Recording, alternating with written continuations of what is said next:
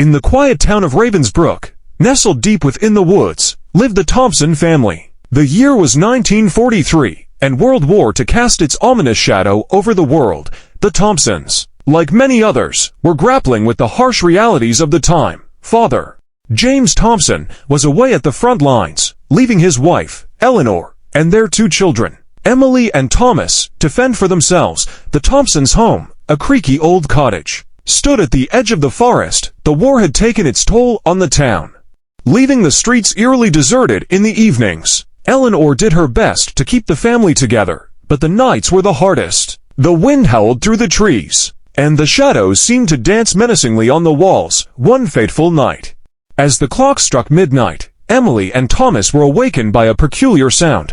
It was a soft, rhythmic tapping on their bedroom window. Groggy and disoriented, they peered into the darkness. At first, they saw nothing, but the tapping persisted. "Thomas, do you hear that?" Emily whispered, her voice trembling. Thomas, the older of the 2, strained his ears. "It's just the wind, Em. Go back to sleep." But the tapping continued, growing louder and more insistent. Emily, curious and a bit scared, couldn't resist the urge to investigate. She slipped out of bed, tiptoed to the window, and cautiously pulled back the curtain. To her surprise, a figure clad in tattered clothes stood outside. The moonlight revealed a gaunt face, hollow eyes, and a skeletal hand that continued to tap on the glass. Emily gasped, stumbling backward. "Thomas, there's someone outside," she exclaimed. Thomas, now fully awake, joined her at the window. His eyes widened at the sight of the mysterious visitor. Before they could react, the figure spoke in a raspy voice. "Let me in. I mean you no harm." The siblings exchanged uneasy glances, but decided to open the window just a crack. The stranger, who introduced himself as Samuel, explained that he was a soldier who had lost his unit in the nearby woods. Hungry, exhausted, and desperate, he sought refuge with the Thompsons. Eleanor, awakened by the commotion, hesitated but ultimately felt sympathy for the weary soldier. She welcomed Samuel into their home, giving him a warm meal and a place by the fireplace. Samuel shared stories of the war, tales of comrades lost, and the relentless horrors he had witnessed. Days turned into weeks, and Samuel became a part of the Thompson family.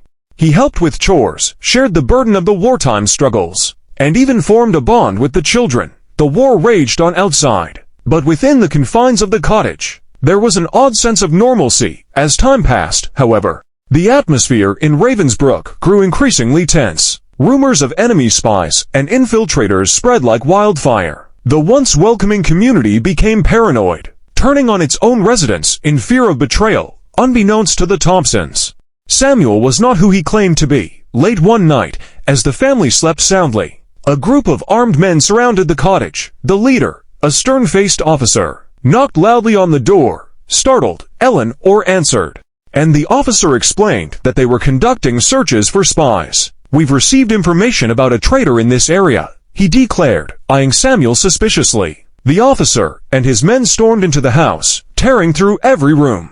Emily and Thomas were awakened, their eyes wide with fear. Eleanor pleaded for them to understand, vouching for Samuel's innocence, but the officer remained unconvinced. In a cold, detached voice, he accused Samuel of being a spy, working for the enemy to infiltrate the town. Samuel, cornered and outnumbered, tried to defend himself, but his pleas fell on deaf ears. The situation escalated quickly, and chaos ensued. The armed men dragged Samuel outside, ignoring the cries of the Thompson family.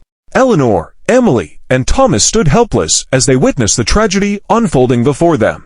The moonlight revealed the desperation in Samuel's eyes as he was led away into the dark woods. The next morning, Ravensbrook woke up to the news of a public execution in the forest. The accused spy, Samuel, was found guilty without a trial, and the punishment was swift. Eleanor, Emily, and Thomas, devastated by the events, joined the townspeople as they mourned the loss of one of their own. As the days passed, the town returned to its uneasy calm, haunted by the memory of the incident. The Thompson family, shattered and broken, struggled to come to terms with the harsh reality of war and the price they had paid for extending their trust to a stranger. The war eventually ended, and James Thompson returned home, only to find a family forever scarred by the events that transpired in his absence. The once peaceful cottage held the echoes of a tragedy that would haunt the Thompsons for the rest of their lives. And so, in the aftermath of World War II, Ravensbrook became a town haunted not only by the ghosts of its fallen soldiers, but also by the specter of betrayal that had torn apart a family in the darkness of the night. The war may have ended, but the scars it left behind ran deep, casting a long, chilling shadow over the once tranquil town.